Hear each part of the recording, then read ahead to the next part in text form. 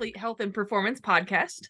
So it's our pleasure to bring you some content based off of sports medicine and athlete health and all things performance. I'm Stephanie Barassa. I'm a physical therapist by background. I oversee the sports medicine program for a health institute in Connecticut. And myself, I've been a former athlete who's gone through the gambit of having some injuries and retiring out of sports and everything that comes with that. And luckily, I was fortunate enough to bring together a team to take care of the whole athlete, and we're going to introduce you to everybody today on our podcast. Since we are kind of in the family square here, we'll start with Chris Barrett. Why don't you introduce yourself and give us a little bit of background about your athlete journey and how you became who you are? Perfect. Yeah. So that's actually the great place to start. And that's how I actually got into sports nutrition, as I saw the power that nutrition has on performance. So as a runner growing up, I sort of just threw myself into a marathon. I was like, hey, let me see how I can handle this. But then I realized my first marathon, I never stopped at a water station. That was the first error I ever made. And I realized, there is something to this thing called sports nutrition. Let me go take a class on it, a part of my degree in exercise physiology.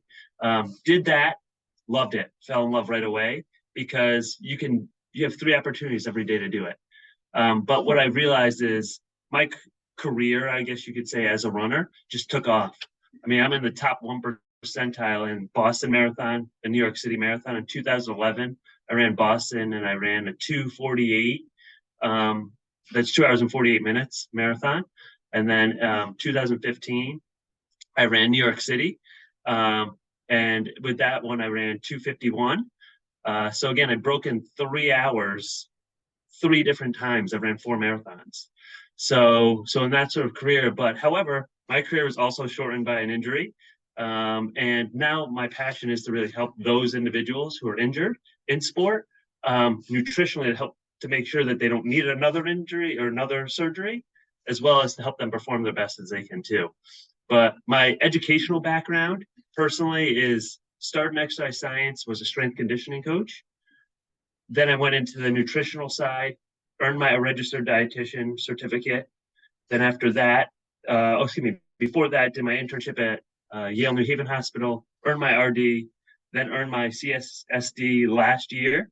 And I'm now part of the organization of the CPSDA, which is the College Professionals Sports Dietitian Association.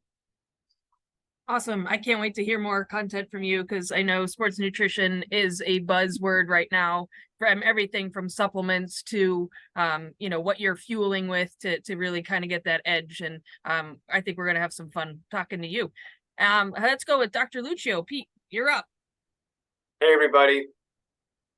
This is fun and interesting to just try to, in a concise way, get the whole story here. But I don't necessarily count high school sports for myself, but I did play football in high school, kind of a football powerhouse program. And I went to college at a school where they didn't have football, and so I began playing rugby. Once I graduated undergrad, I played rugby for men's league teams in New York, the Suffolk Bull Moose. And then once I moved to Connecticut to start my doctorate in clinical psychology, I played for the Hartford Wanderers up until 2012, when I had a catastrophic ankle injury. So when I see ankle injuries on TV, I choose to cover my eyes. I don't really, not a big fan of that. And so after I retired from rugby, took some time to recoup, probably not enough, and decided I'd try my hand at CrossFit, and competed at CrossFit for several years. Doing pretty well. I think not quite, for those who are in that competitive sphere, not quite regionals level, but podiumed at several local competitions, won one local competition, and then chose to retire after some hip issues in 2019, 2020. And specific to kind of my interest in sport, while my doctorate is in clinical psychology, I've specialties in health psychology and sports psychology. And the real overlap is this domain where I feel like I really found my niche is helping athletes psychologically recover from injury. that there's these unique challenges emotionally, ideationally, at different junctures in an athlete's recovery from an injury. And, can they get through it without guidance and help? Of course they can, but I really take pride in helping athletes, troubleshoot that process and making it a bit easier for themselves. I'm also passionate about a not so researched or understood demographic in sport, which is chronic pain in athletes. I am currently running a research study investigating the presence of chronic pain in athletes. And when I do meet with those athletes who have been in pain for longer than 3 to 6 months, I really help them understand that all of the rest of the people that are in this podcast that are going to share their story are critical to navigating that. Yeah, I'll stop talking now. Don't stop talking. It's what you do for a living. But I will. I look forward to having conversations, especially when we watch sports shows and we see all of these athletes that are injured. I look at our own backyard athletes of athletes that are at University of Connecticut and all the colleges and institutions that are surrounding us, and the mental health aspect of things. I think we can thank some of the Olympians like Michael Phelps for kind of breaking down that stigma. But I love the fact that we have this opportunity to really share with our listeners the whole picture of how to take care of yourself, both if you're recovering from an injury, if you're retiring or unretiring, because I think we've seen a lot of people come back on the field after hanging up their boots or their cleats and trying to come back as something different. And I think your perspective is gonna be great. And we'll add our Brucey, which we love to call him, Bruce Brazil. I'll let you introduce yourself, and we'll go from there. Great. Dr. Lucio, I wish you should have kept talking because I'm still trying to weed through all the crap that I'm going to talk about in my head. Just trying to put it in order. My lead into my career is probably a little bit different. And I think probably a lot of the youth might be able to identify, maybe at least more so nowadays. So I'm the head of strength and conditioning, Harvard Healthcare. I had numerous evolutions in my career of 32 years. Personal training, worked in cardiology for 10 years as well. My initial start, and I'll kind of give you my story, which probably will tell you how I led to where I'm at today. For me as a kid, wasn't treated too well, was bullied in 7th grade. You can see at 53 years old, I'm still harboring some issues of that. But that's pretty much why I'm doing what I'm doing. I had two older sisters that are 10, 13 years older than myself. My middle sister at the time, I was 12. She was in her early 20s, and she was a competitive bodybuilder. So female bodybuilder in the 1980s was, kind of not the norm, and I thought that was pretty cool. She used to drag me to the gym with her. At the time, she said I hated it. Can't believe I used to hate it, but she said I used to hate it.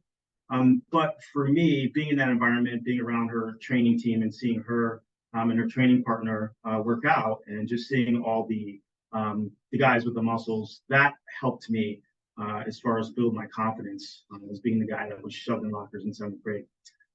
So I got the bug and started training at home. I didn't really start training at a gym until I was 16 when I got my license. When you get your license at 16, first thing you want to do is go through a drive-through. Me, I want to drive myself to a gym, and been nonstop pretty much ever since. Did my first bodybuilding shows in my early 20s. Competed 3 times. I have one third place win, and 2 not overall wins, but at least won my class in those scenarios. Decided to make this a career. Didn't understand it could be a career. So I was 16, I read a NPC magazine, and there was an article in there about Mick Jagger paying his trainer $200,000 a year to travel around the country with him. And that's when I decided that, hey, I guess I could probably make some money doing this. So ever since I was 16, I said that, hey, I want my ultimate job to be, walking around a gym with a clipboard and some sneakers. And I've been doing that pretty much ever since. The other part of it is once I went through the education process, I have a small 2-year degree in business from Anderson College in South Carolina. Then transferred to Springfield College, did undergrad, was health fit, did a little small stint of grad school in exercise science and exercise physiology. Didn't complete that fully. but the experience that I had in some of the lab work and doing my internship that I did when I was at that school, I was able to do that down south in cardiology for the most part, and a little bit of a senior adult fitness. So at that particular time, I thought I wanted to be a cardiologist. That was going to be my ultimate dream job. So I've always kind of double dipped in training, sports performance, and working in cardiac rehab and running stress tests and that sort of a thing. At some point, I decided to figure out I need to go all in on one or the other, and decided to make it the fitness realm. Launched my own company at a particular time, still do that part-time, work for Harvard Healthcare full-time. And that's pretty much where I'm at today. Awesome. Thanks for sharing. I wanted to jump in a couple of times there and with all of you talking and toot your horns a little bit more, but I guess the point of the podcast is to toot horns and is to share our expertise in our areas of interests. And so, Chris, when I approached you about a podcast and I said, what did you, let's do it, what did you think? I loved it. I love the idea. Personally, I'm just going to go from the nutritional standpoint here too. It'll be nice to actually provide evidence-based, but also informed-based from all of our worlds, because I believe there's just so much misinformation out there now. Hopefully to get everybody the correct information, the latest information, to sort of help them on their health journeys or the performance journeys.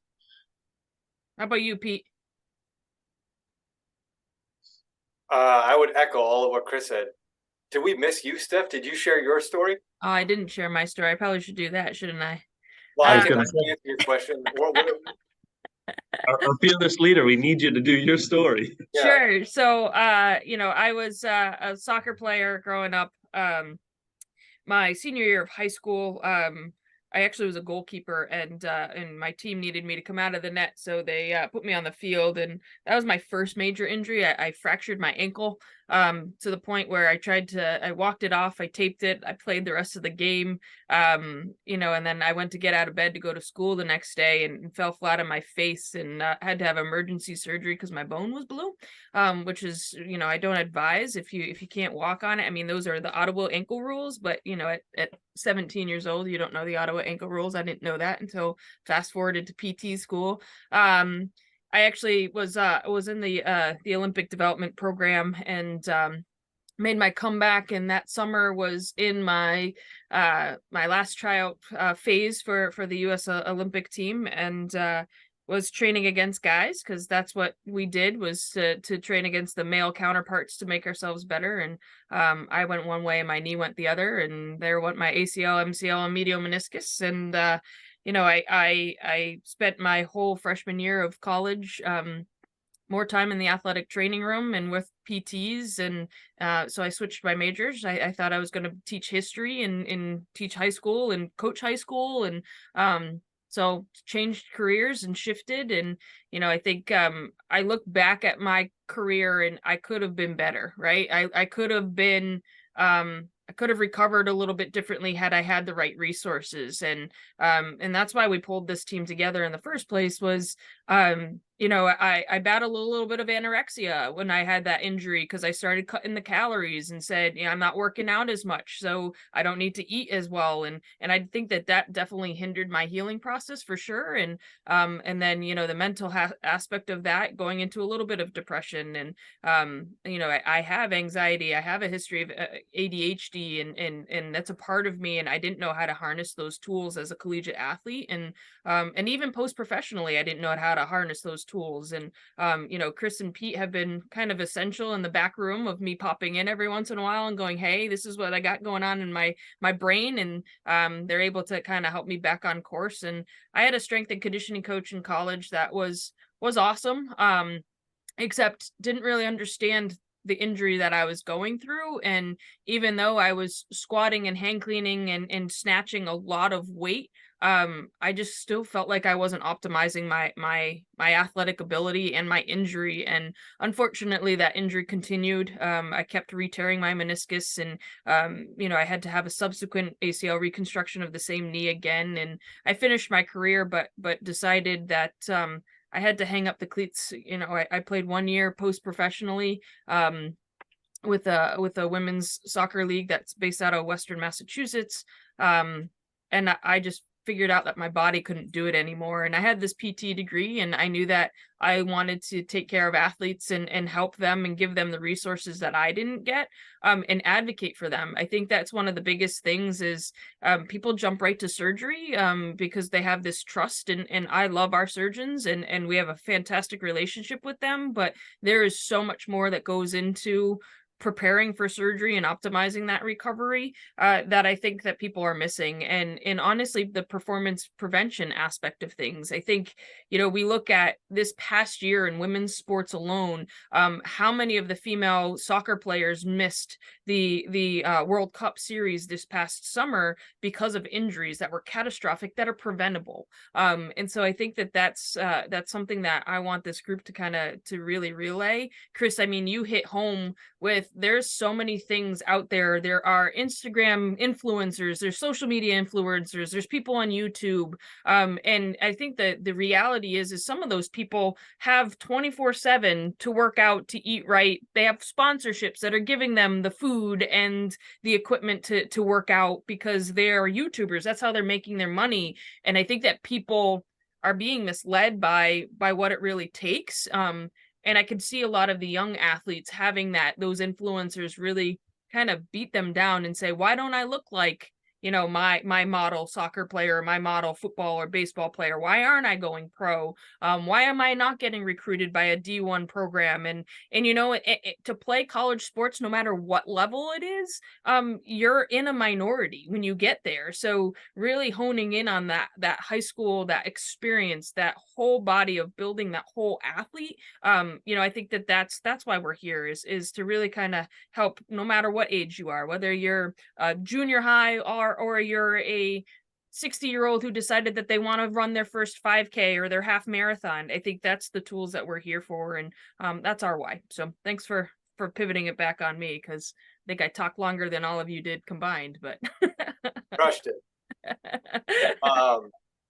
What you said, and I stole Chris's answer. I'll steal your answer and try to paraphrase a step. Is these opportunities for me are a way to help athletes not struggle with things that I struggled with, and give them the resources and the knowledge and the skills to navigate problems, versus, just like you said, when we go on social media, and especially in the you know, the mindset or the life coaching sector of social media.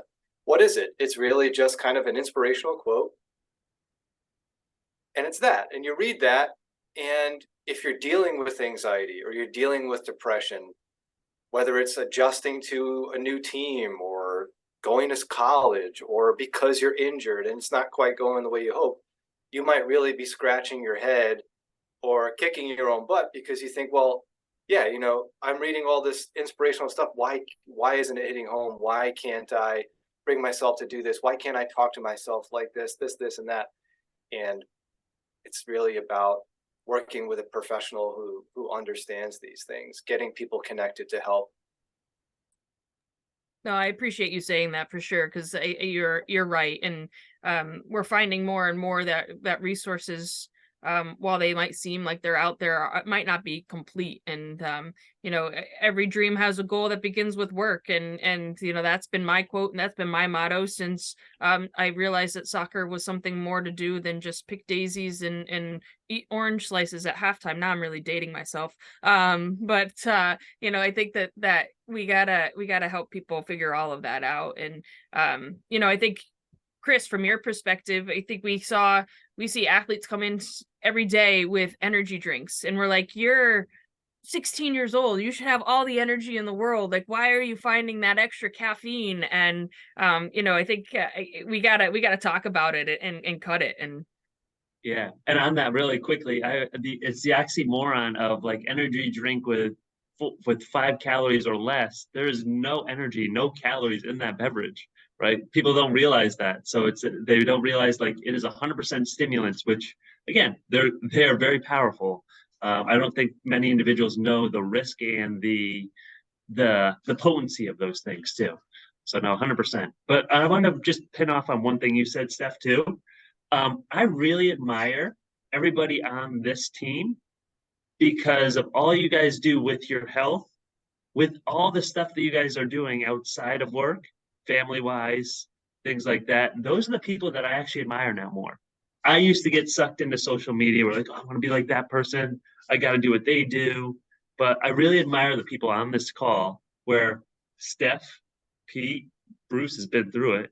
At least 2 kids everybody has on this call, right? I'm going through my first. But like, I just really admire what you guys do and where you guys are today, professionally, but also just health wise, et cetera, too. Thanks. That's a piece of humble pie right there for sure.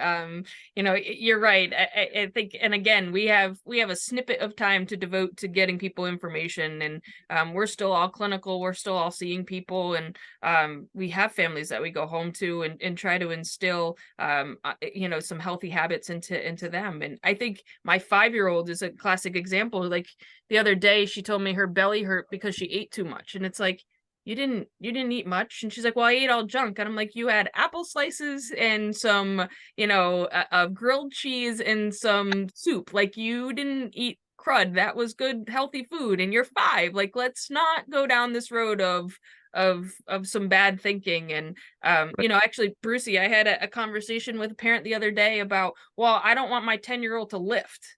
And it's like, no, well, your 10-year-old shouldn't be hang cleaning. They shouldn't be, bench pressing 100% of their body weight. But, tell us a little bit more about those fads. Is strength and conditioning safe for youth athletes now?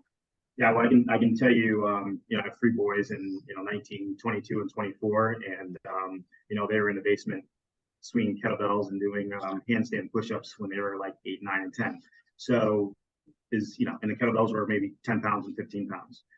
Did I have them under a bar? No. Were they doing more body weight type exercises? Yes.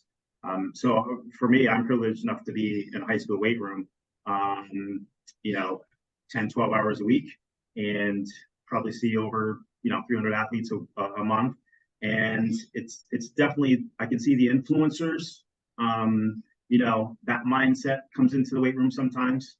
And the guys are a little bit, more challenging as far as wanting to load up without understanding technique. They don't want to take the time out to, understand what it's like to be in the weight room, specifically at the high school level. And then I have some that, want to go D1. One of the major questions that I ask all the athletes before I get, set them off to do their workout is, hey, who here wants to play at the college level? And at least 40% will raise their hand. And out of that 40%, maybe 3% are actually doing the work that it takes to get to D1, D2, D3. Everybody wants to go D1. Nobody wants to settle at D3, but they understand that it's going to be a job when they get there. So when they graduate and they come back, they're like, yeah, I probably should have listened to you, because the, collegiate weight room is a totally different animal than it was when we were here. And I'm like, yeah, I said, we're trying to shine a light on just improving you and making sure that you understand your body and how to read when you're injured and when you actually need to go see the athletic trainer or physical therapist or doctor, versus trying to work through it.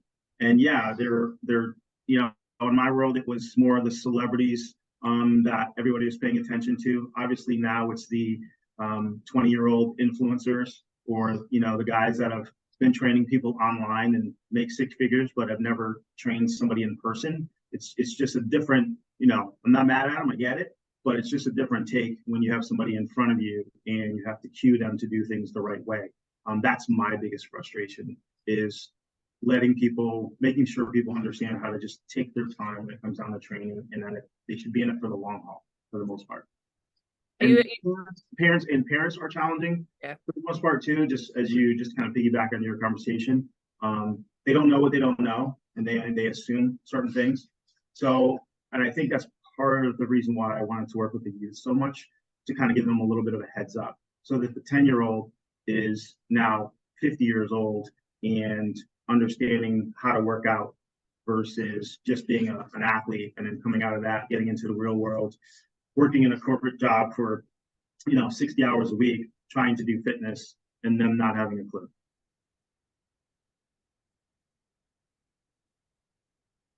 You said a key couple phrases in there, and I want to kind of get everybody's thought processes. What's the difference between hurt and injured? Yeah. Right? Hurt and injured. I don't, for me, it's them understanding when to read that. Let me circle it back.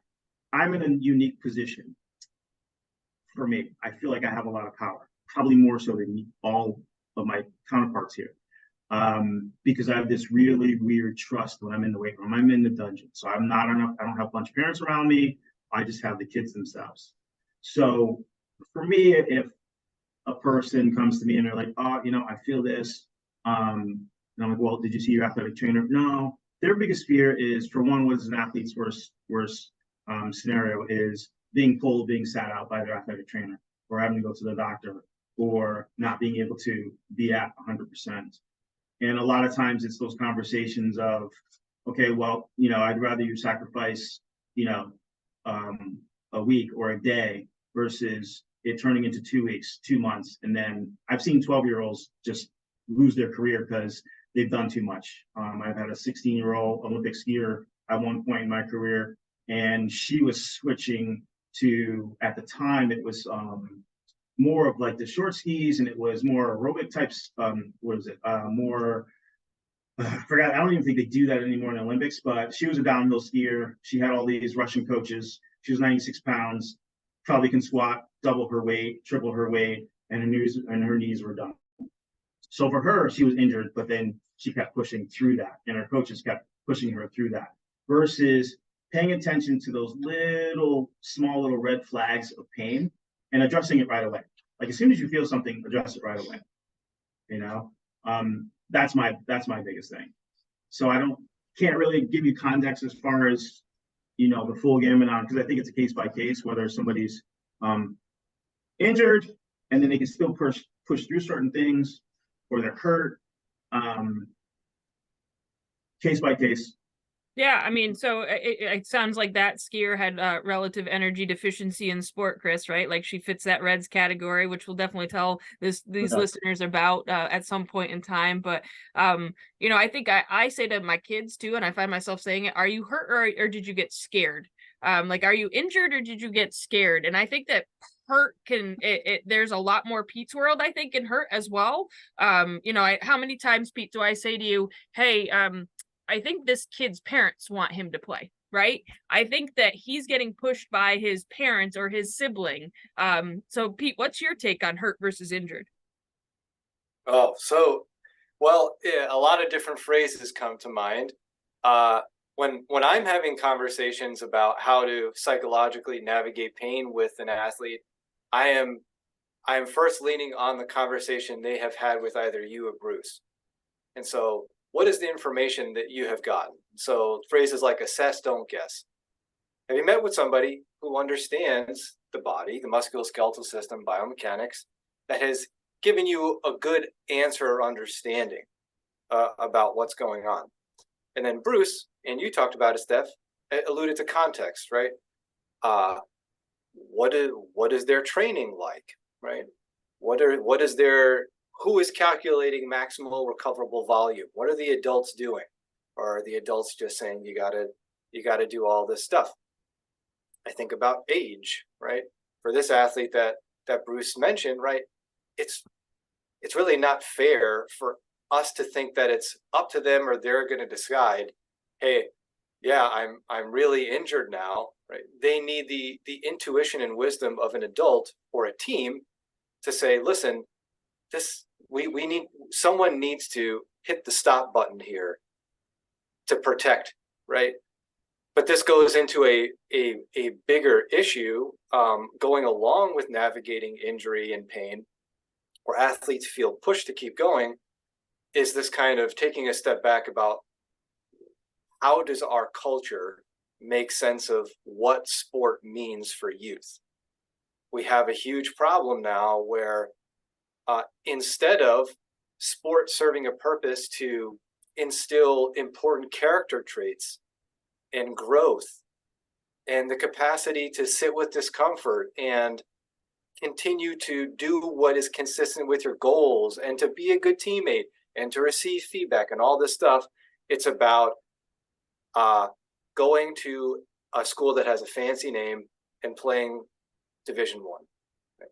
And this is really a problem, right? It's a problem because it drives context like you're all describing, where an athlete is pushed to do more at a developmental age that is not appropriate, and that everyone is kind of pushing for this one thing that is really not going to be possible for so many athletes. I'm sorry. It's just, even at the Division III level, when you go play, for most sports, you're going to be playing with all studs. Everyone, for a lot of the teams I do in services with, they're coming from private schools where their focus in high school was to really gain more experience at this school at a very high level in their sport. And they just so happen to go to D3. There's just a lot of, I think, ignorance and perhaps more education necessary on how to help the support system of athletes navigate these problems versus asking the athlete, are you injured or are you hurt? They don't know. They don't know. They don't have the intuition. If you ask me now, as a 38-year-old adult, I can tell you that. But it took a lot of trial and error of getting hurt, actually getting injured, getting hurt, and then getting injured to understand how to listen to my body. No, I think you bring up some valid points, and I think I can count on both hands and both feet how many athletes that we've seen that started off as a D1 athlete and then quickly realized that they were in over their head and went D2, D3, or went back down to club sports. And we were able to help them with that transition and to say, that's okay, right? Like an athlete mindset is that you want to be the best that you could be, and whatever goal or task that you have put your mindset to, right? Like we talk about identities, Pete. You and I have these conversations. I know you and Chris and Brucey all have these conversations as well. Is once you identify as something, there's going to be some chapters in your book that identity might have to shift.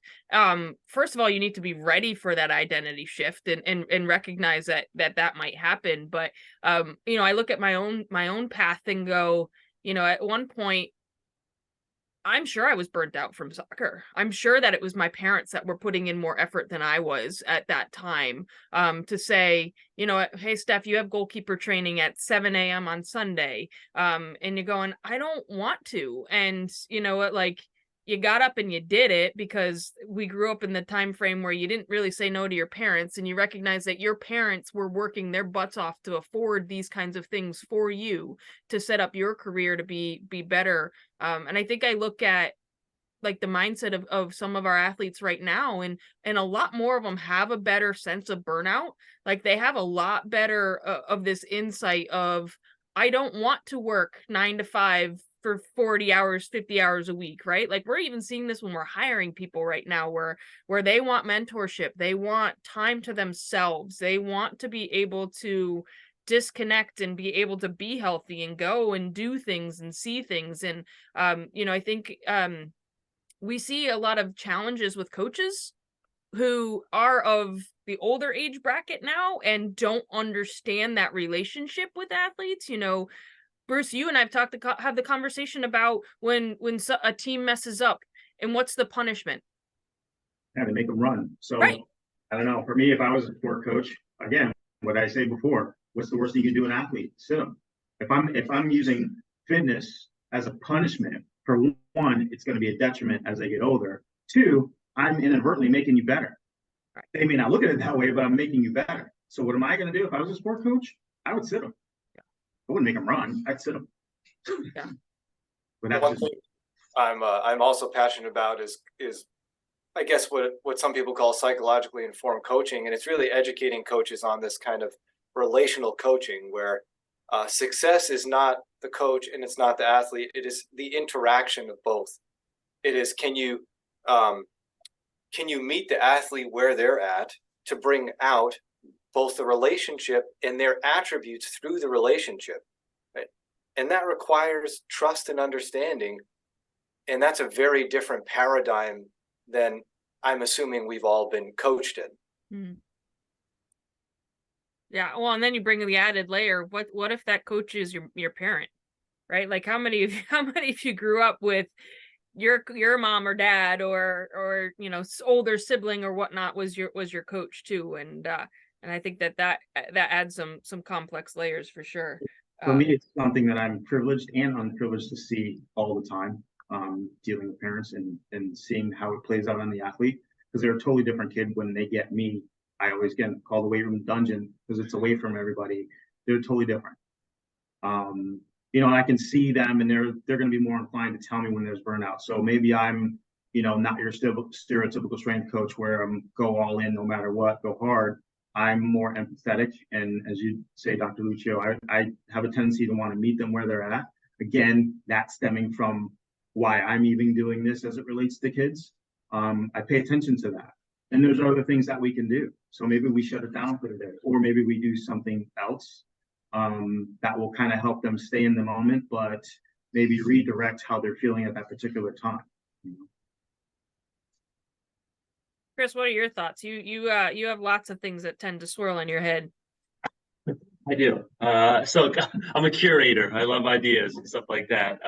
But what I was thinking for the idea of identity of an athlete, that also transcends to nutrition, right? I identify myself as a vegetarian. I identify myself as somebody who does keto. I identify myself as XYZ, right? I think people just want to be identified or to be seen as something or to be a part of a group. They never want to feel like that lone wolf that's by themselves, right? Which is another, like Pete was saying, sort of the beautiful aspect of sport. But yeah, nutrition is one of those things that I think we're getting so far away from what it really is. And just thinking about numbers, nutrients, we're totally forgetting about. I'm reading actually a really interesting book around the social aspect of food, right? About like, if you look at like the world's best cycling teams in Europe, they all eat together. The person who eats by themselves, that's not a good thing with that team. And the team usually sees that, right? And they can sort of work out those things that I'm sure Dr. Lucio is very good at. But they probably have a Dr. Lucio on the team for those types of things, right? But the idea that food is going now to proteins, carbohydrates, fats versus fruits, vegetables, carbohydrates, that kind of stuff matters. I think the way that we're looking at it, and that's where my world is, right? Because as we were talking about the individuals with parents, if you're working with a high school student, I'm sorry to tell individuals who are working in that world with nutrition, they're not working with an athlete there. They're working with the parent. The parent is most likely the one who's preparing most of those meals, right? So you can sort of see, like Bruce was saying, that 60-hour work businessman or woman doing their own job, and then they come and say that they know about exercise and start to tell you stuff. That's exactly what they'll say about nutrition too. I saw this on X. Or I saw this or this. So like I said, there's a lot of that influence over there too. So exactly, I'm just sort of echoing what you all have said too. Everything you guys are sort of saying is exactly what we experience in nutrition. Yeah. Well, I was going to say, I'm the guilty parent that after I come home after a long work week and we're ordering pizza on a Friday night, or where it's mac and cheese and chicken nuggets because I'm going to have a bowl of cereal because that's all I have the energy to do for myself. So, yeah, I think I hear everybody's talking about macros and micros now, right? Like, oh, I got to get my macros in. And you're like, all right, well, what does that mean to you, right? Like, how many of our athletes check off the box that a banana has protein in it? And I look at those surveys and I just chuckle and I go, all right, well, we're going to see Chris or Jillian because we got to do some education.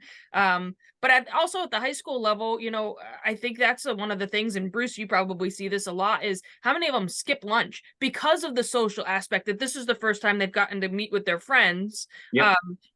I see our high school athletes where the first time that they've eaten is 3:00 and it's a package of cookies before they're going out on the field. And you're going, okay, like, you think you're optimizing your performance right now? Like, no way. And so those are the ones that I'm like, oh, Chris, come on out here. Let's talk about the cookies. I'll also say on that as well, though, their lunchtime is like 10:45. Yeah. right? So like from 10:45. So as a former high school cross country coach, track and field, right? You would see this kid where they ate something at 10:45, right? Which again was a typical high schooler's, like they had a bagel, right? And then they would go from that all the way till practice at 4, right? And then even worse is then they have a second practice and their parent gives them a granola bar. And that is really it to fuel those two things.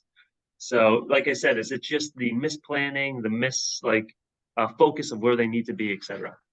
Well, and I think we also haven't even considered the food desert athletes too, Yeah. right? The ones that we see a lot because of our institution that we work for, Sure. where they're getting their food at the local bodega, which happens to be a bag of Cheetos and a Coke. And we know that there's some significant disparities in health, and health equities, and I think, and those are the ones too, I think that we have the hardest time to convince to meet with Pete. Even though we know mentally that they probably need some of those resources the most. And Sure. but you talked about the social aspect of food, and we haven't even delved into the cultural aspect of foods, right? Sure. Like, I think one of my favorite times of year is seeing you shine during Ramadan. The amount of athletes that we have that observe Ramadan and are recovering from, significant surgeries. Like, we're talking ACL reconstructions, we're talking hip labral repairs, we're talking shoulder labral repairs, and then they're observing Ramadan. And I think we're going to have a whole podcast just on cultural aspects. And Pete, love your intakes on those, and Brucey, what you see from a weight room perspective, because it's even having to change our schedule so that they can observe prayer, right? And being able to recognize that they might not be able to get the most out of their bodies with the strength and conditioning during that time frame. But I think we'll have to hold on to the rest of the conversation for now, because we're coming up on the end of our podcast time. But hopefully you all liked what you hear. And what I want to end with, because I think it could be a cool little signature, is your favorite quote. What's one of your favorite quotes, Chris? Oh, that's a good one. Let me think. Anybody Oh, else can jump in. uh, There you go. So again, I'm gonna go. I don't know how the audience will like this, but I'm gonna go from the Bible, right? If not now, then when? The reason why I say that is because I think when you hear that, if not now, then when, right? For me, nutrition is the perfect example. After surgery, right? If you're not going to make the change now when you have the time, when you're still as an athlete, how are you going to make that change when chaos comes again, right? And I'm not even talking about the chaos internally, because that's Pete's world. But if not now, then when? That's probably one of my favorite quotes. Awesome. Well, I'll put you on the spot so you'll know for the next podcast to come up with a quote. Brucey, I know your quote, but I'm going to see if you pick it. Let's go. What's your favorite quote? I'm probably not going to pick it because I can't. I have ADHD too, so my brain is rolling all over the place, and I literally had to just write it down. I have to usually write down the first thing that pops up in my head, and this may not apply to anything to do in the strength conditioning world. AKA, this is the ADHD part of me. But my favorite quote is, and I'm reading it: "Never ask for permission, always ask for forgiveness." And I don't know. Maybe it's just the entrepreneur in me, but a lot of times, I will try something, and if it doesn't work, then I have the opportunity to switch it. And if I need to get a slap on the hand, then I'll do it. So maybe an example will be, I have a football coach that wants to do certain lifts in the weight room, and I decide to pull those out because I don't think they're relevant for the kids. And when they come to the weight room, I do what I do. Coach thinks that we're going to do a certain thing. We don't do it. He asks why. I'm like, this is why. I didn't ask him for his opinion because I didn't think his opinion was valid at that particular time. That's the only way I can kind of, make this quote valid. Wasn't the one I thought you were going with, but you better break out the one you're going to usually go with. Pete? Yeah, I'll try to explain this one. This one I heard when I was like 17 or something like that. And the quote is, "The beginning of perfection is to let go of imperfection." And I took that quote at face value, and I thought, yeah, we got to just find all the ways we're imperfect, and then we got to do better at that so we're more perfect. And then I grew up, and I realized that the quote, at least my interpretation of it, is a paradox. That there's no such thing as perfection. There never was a thing as perfection. And efforts to achieve that in and of itself often contribute to these kind of senses of imperfection. That part of getting closer to feeling more how we like to feel is just accepting all the different parts of us, the really amazing parts we want everyone to know about and the parts we'd rather folks not. I appreciate that one. I tell my my 5-year-old that is a perfectionist. It's practice makes progress, not perfection. And you know, she'll do her little squint when I say practice makes, and she'll go perfect, and you're like, no, and she just laughs now, and she corrects herself. But I love that quote. My favorite quote is actually from Eleanor Roosevelt, where she said, when you come to the end of everything that is known and are about to step into the darkness of the unknown, faith is knowing one of two things will happen: there will be solid land to stand on, or you will be taught to fly. And I just love it. And you know, I think it brings perspective of the fact that when you go to the end of your chapter of your book, right, and you're going into the next chapter, you have to have faith that there's going to be something solid to stand on, or you're going to learn a new skill. And it's okay to learn a new skill, and sometimes that's flying, sometimes it's falling flat on your face, and that's okay. And but your story goes on, which is awesome. So all right, hopefully everybody liked this podcast. We'll look forward to some topics going forward, and we'll catch you all soon.